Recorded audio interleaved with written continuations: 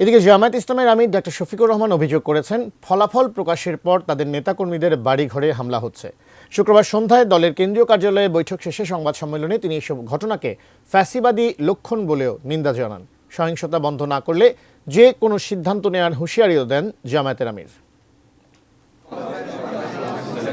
ফলাফল ঘোষণা শেষে নির্বাচন পর্যালোচনা এবং পরবর্তী করণীয় নিয়ে বৈঠকে বসে জামায়াতের সর্বোচ্চ ফোরাম কেন্দ্রীয় নির্বাহী পরিষদ। শুক্রবার দলের কেন্দ্রীয় কার্যালয়ে বিকেল ৫টা থেকে প্রায় ৪ ঘন্টা এই বৈঠক চলে। এক পর্যায়ে যোগ দেন ১১ দলীয় নির্বাচনী ঐক্যের শরিক দলগুলোর নেতারাও।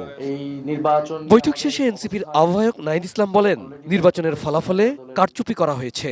৬০%-এরও বেশি, ৬০+ সংস্কারের পক্ষে তারা ভোট দিয়েছে। সে একই জনগণ কিন্তু ১১ দলের পক্ষেও ভোট দিয়েছে, কিন্তু শেষ মুহূর্তে এই 10%-এর মতো ভোট কিন্তু কারচুপি করা হয়েছে, ফলাফলে কারচুপি করা হয়েছে। ফলাফল প্রকাশের পর বিভিন্ন স্থানে জামায়াত কর্মীদের বাড়িঘরে হামলার অভিযোগ করেন দলের আমির ডাক্তার শফিকুর রহমান। নতুন বাংলাদেশ গড়তে এলো জুলফিকার স্টিল। জুলফিকার স্টিল, ইস্পাত দৃঢ় অঙ্গীকার। একে ফ্যাসিবাদের লক্ষণ বলে নিন্দা জানিয়ে কঠোর হুঁশিয়ারি দেন তিনি।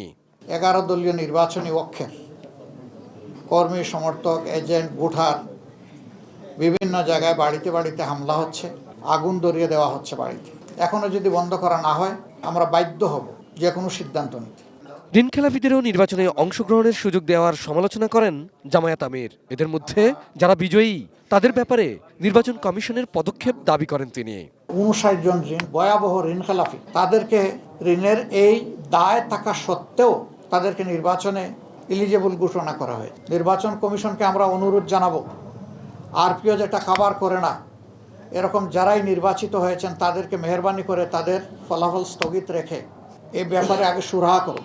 সংখ্যাগরিষ্ঠ ভোটার গণভোটে হ্যার পক্ষে রায় দিয়েছে উল্লেখ করে তিনি বলেন, পরবর্তী সরকার এটি বাস্তবায়ন না করে এড়িয়ে গেলে বসে থাকবে না জামায়াত। এর কোনো ব্যতিক্রম আমরা দেখতে চাই না। দেশ রক্ষার দায়িত্ব এখন নির্বাচনে বিজয়ীদেরই, বলেছেন জামায়াত জোটের নেতারা। উদ্ভূত পরিস্থিতির জন্য সম্পূর্ণ দায় তাদেরকেই নিতে হবে। Abul Kalam Azad, ATN news, Dhaka.